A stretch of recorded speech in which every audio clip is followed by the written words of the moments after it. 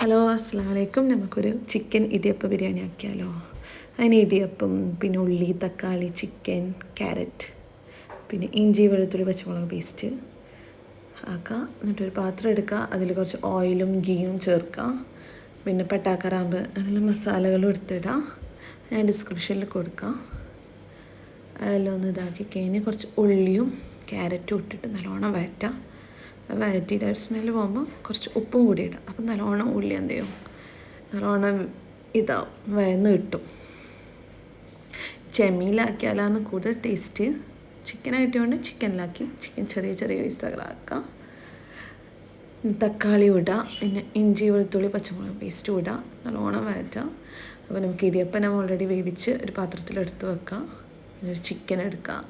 Chicken എടുത്തിട്ട് അത് നല്ലോണം വഴറ്റിയെടുക്കുക.